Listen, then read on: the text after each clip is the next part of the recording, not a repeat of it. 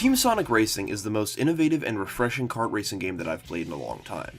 While it tends to toy with the hallmarks of the genre, for every fault there are multiple engaging innovations that breathe new life into a genre dominated by unimaginative sequelization. Despite minor technical and mechanical issues, mundane single-player content, and an abysmal unlockable system, I really enjoy Team Sonic Racing. While the traditional kart racing fare of items, fan-favorite characters from the series, and courses based off of the source material are all present, the crux of what sets Team Sonic Racing apart is the team element of the game. Each race has 12 racers, which are then divided into 4 teams of 3. Throughout each race, each team has boundless opportunities to utilize new team-centric mechanics to help bring each other to first place. 3 major mechanics shake up the team-based gameplay immensely. In a mechanic called rubber banding, the racer in the lead on each team at any given moment leaves behind a bright gold trail that teammates who might be lagging behind can drive in to receive a boost.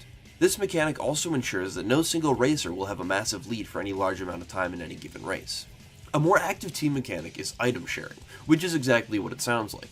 Every time the player gets an item, they have the opportunity to offer it up to one of their teammates for a chance for that teammate to re-roll the item and use it. Both of these teamwork-based mechanics feed into a meter that gradually fills over time to unleash a special move of sorts. When the player activates it, the player's team becomes invincible for a short duration of time, and they receive a significant speed boost. When used in online play, or with other human players on your team, each team member can use the team ultimate autonomously.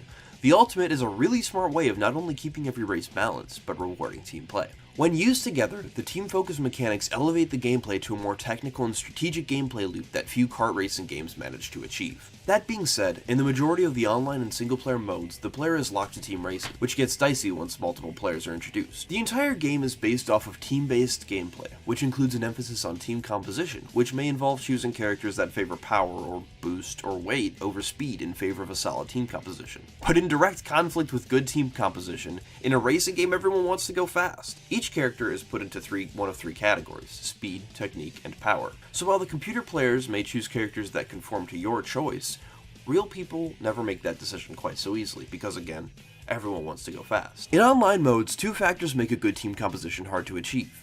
Firstly, the technique and power type characters are significantly slower than the speed type characters, so many players opt to play one of the 5 speed type characters, team composition be damned. The other problem that further prohibits any strategy that the mechanics would otherwise allow is that every public online lobby contains randomized teams that change unpredictably every race, so in the unlikely event that players do synchronize their team compositions, they're often scrambled after just one race. This inconsistency contributes to obscuring an already shaky online system that renders the overall online experience to be very hit or miss. Beneath the team mechanics, Team Sonic Racing's base racing mechanics leave a lot to be desired. Team Sonic Racing's base racing mechanics leave a lot to be desired.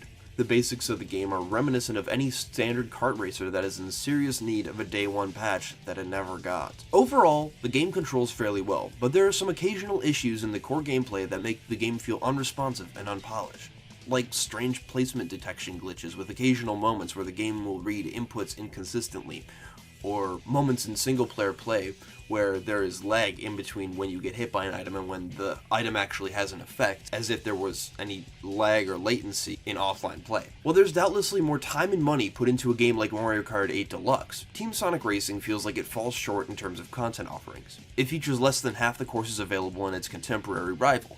That being said, there is certainly a scale and scope found in some of these courses that Mario Kart wishes it had. And where the quantity of courses may lack, there are certainly quality courses to make up for it. One of its biggest boasts in terms of single-player content is its campaign, which starts out fun and engaging, but becomes increasingly repetitive as you progress through the multiple hour-long story. The campaign is broken into one of a few short mission types preceded with voice-acted cutscenes, which feature character renders with speech bubbles and background shots of the course the mission takes place on. This is a game featuring talking anthropomorphic animals, so don't expect a story on the level of 2018's God of War, but expect some over-the-top voice acting with the occasional genuinely witty and amusing bits of dialogue that the franchise has begun to use that stand on their own or sometimes reference pop culture or even the Sonic the Hedgehog series itself in clever ways. Oh, Omocho, you're the master of exposition.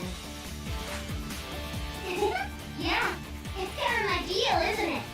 Often the highlight of the story mode, special objective-based races against the clock involving tight turns and small objectives are interspersed among the repetitive and limited permutations of standard races.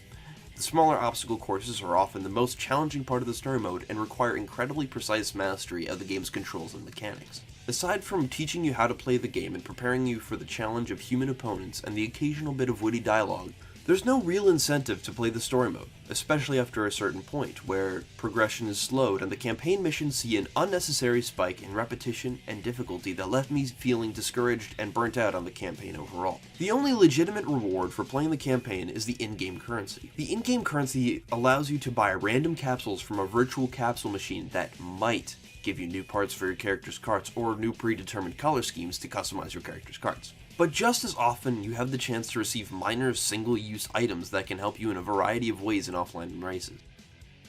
Overall, Team Sonic Racing trips over itself every once in a while, but for every convoluted campaign mission or randomized unlock, there are fun gameplay loops, strategies, and mechanics that set Team Sonic Racing in a category apart from other kart racers. And despite the otherwise shaky base game, the majority of what the game attempts succeeds. I give the game an 8.4 out of 10.